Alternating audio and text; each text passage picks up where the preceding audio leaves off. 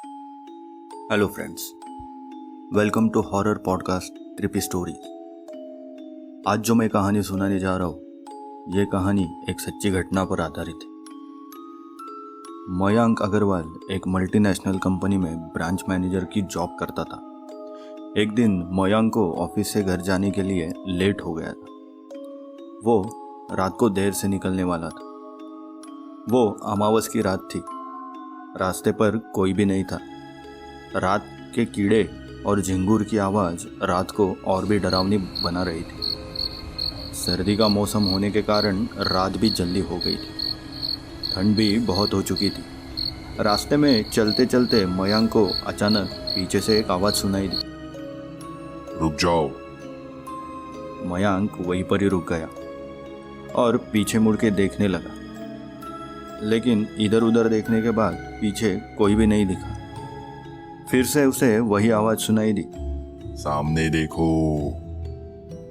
जैसे ही मयंक ने सामने देखा तो उसे जमीन पर कुछ चमकती हुई चीज़ दिखाई दी। मयंक दौड़ के उस चीज़ के पास गया और देखा तो वो कोई साधारण चीज़ नहीं थी, बल्कि वो एक चमकता हुआ हीरा था। उसने वो हीरा अपने हाथ में ले लिया। उसकी चमक देखकर मयंक की खुशी का पारा न रहा। लेकिन मयंक को कहाँ पता था कि यह कोई साधारण हीरा नहीं, बल्कि एक मायावी हीरा है। अचानक उस हीरे में से आवाज आई, अगर तुम्हें और हीरे चाहिए तो इस जमीन को खोदो। इस जमीन के नीचे बहुत सारे हीरे हैं। मयंक खुश हुआ। उस हीरे को अपनी जेब में डालकर जमीन खोदना शुरू किया। पहले तो वह डर गया, लेकिन हीरे का लालच उसे वो काम करने पर मजबूर कर रहा था।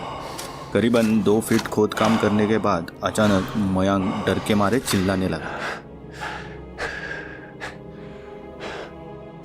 डर के कारण उसका संतुलन खो गया और वो जमीन पर गिर पड़ा, क्योंकि उस गड्ढे में हीरे मोती नहीं, बल्कि किसी इंसान का कटा हुआ सिर मिला।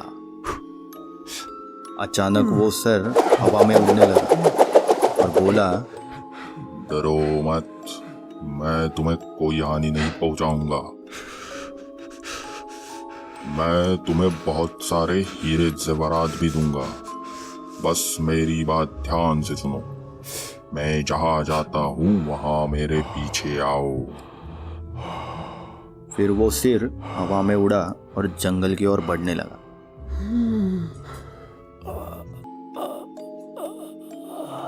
मयंक को डर तो लग रहा था, लेकिन हीरे का लालच उसे वो भी काम करने को मजबूर कर रहा था। करीबन 1 किलोमीटर चलने के बाद वो सिर रुक गया। उसके पीछे पीछे चलता हुआ मयंक भी उसी जगह पे जाके रुक गया। वो जगह किसी जंगल में बहुत सारे पेड़ों के बीच थी, जैसे मानो वहाँ पे कोई गुजरता भी नहीं था। फिर उस सिर ने मयंक से कहा, इस जमीन के भीतर बहुत सारे हीरे मोती जवाहरात छुपे हैं। इस जमीन पे खोद काम शुरू करो। मयंक डर भी रहा था, लेकिन लालच के कारण वो खुश भी हो गया और उस जमीन को खोदना शुरू कर दिया। खोदते खोदते उसे जमीन के नीचे हीरे मोती तो नहीं मिले, बल्कि उसे सिर का कटा हुआ धड़ मिला। उस सिर ने कहा, अब तुम्हें एक आखिरी काम करना है। उसके बाद मैं तुम्हें माला माल कर दूंगा। तुम्हें कहीं से भी 1 लोटा खून लाना होगा। मयंक बोला, 1 लोटा खून? पर मैं 1 लोटा खून कहाँ से लाऊंगा?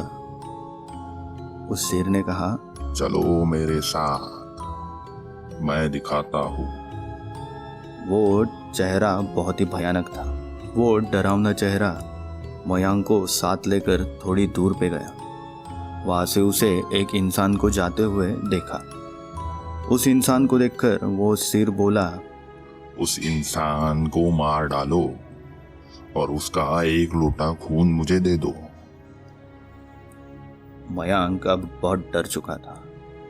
डर के मारे वो बोला, नहीं नहीं नहीं नहीं, यह मुझसे नहीं होगा। मैं ये नहीं कर सकता। अगर तुमने यह काम नहीं किया तो मैं तुम्हें बहुत बड़ी मुसीबत में डाल दूंगा। फिर तुम्हारी पूरी जिंदगी नर्क बन जाएगी। मयांक ने हाथ जोड़कर उसे कहा, मुझे माफ़ कर दो। अगर मैंने उसे मार डाला तो मुझे पुलिस गिरफ्तार कर देगी और मुझे जेल जाना पड़ेगा। और मैं ऐसा बिल्कुल नहीं चाहता। मैं सीधा साधा इंसान हूँ। प्लीज मुझे माफ़ कर दो, मुझसे गलती हो गई। उस शेर ने अपने तंत्र मंत्र की शक्ति से एक छुरी और एक लोटा प्रकट किया और गुस्से से बोला, अगर तुम मेरा ये काम नहीं करोगे तो मैं तुम्हारे पूरे परिवार को मौत के घाट उतार दूंगा। मयांक ने मजबूरी में आकर उस आदमी के पीछे जाने लगा। जैसे ही मयांक उसके पास पहुंचा, वो आदमी पीछे मुड़कर देखने लगा। मयांक वो आदमी को देख रहा था। 70 साल का बुढ़ा लग रहा था। उसे देखकर मयांक को बहुत दया भी आ रही थी। परिवार वालों के जिंदगी के डर से वो ये काम करने के लिए तैयार हो गया। उस आदमी के पास गया और जैसे ही वो पास गया तो वो आदमी पीछे देखने लगा। उस आदमी ने पूछा, बोलो बेटा, क्या काम था? और इतनी रात को ऐसी जगहों पे घूमना अच्छा नहीं है। तुम जैसे नौजवान को यह अच्छा नहीं लगता। इतना बोलने के बाद मयांक उससे जवाब में कुछ बोलता, उससे पहले ही उस भूत ने मयांक पर अपना जादू टोना करके उसके हाथ से उस बूढ़े आदमी का खून करवाया।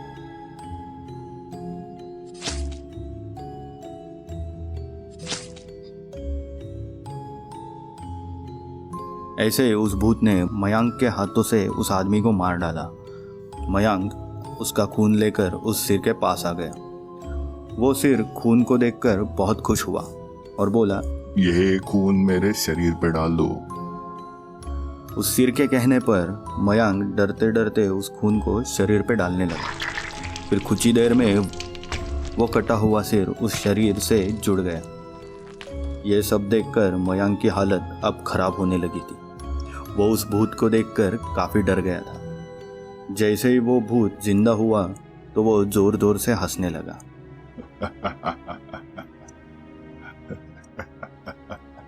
तुमने बहुत बड़ी गलती कर दी है क्योंकि तुमने मुझे जिंदा किया है। अब मैं सिर्फ तुम्हें ही नहीं बल्कि पूरे शहर को मौत के घाट उतार दूंगा। ये सब सुनकर डर के मारे मयांक के मुंह से आवाज भी नहीं निकल रही थी। मुझे माफ।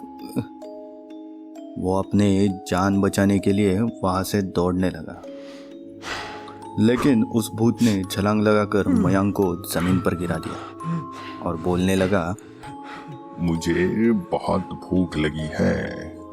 अब मैं तुम्हारा मांस खाऊंगा।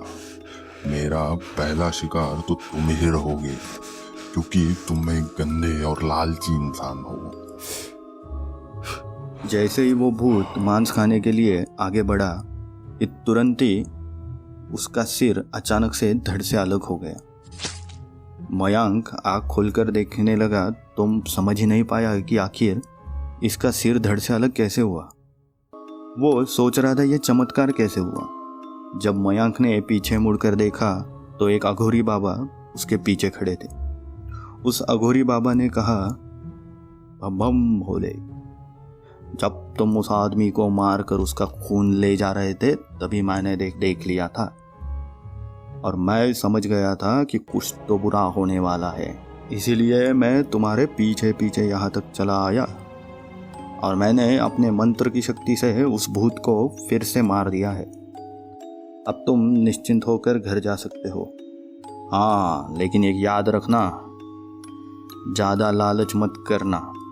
अब तुम्हें पता चल गया है कि लालच का असर क्या होता है। अब तुम पर कोई खतरा नहीं। आज भी मयांक उस बात को याद करता है तो उसकी रूह तक कांपने लगती है। दोस्तों, आपको यह कहानी कैसी लगी हमें कमेंट करके ज़रूर बताएं। Thank you.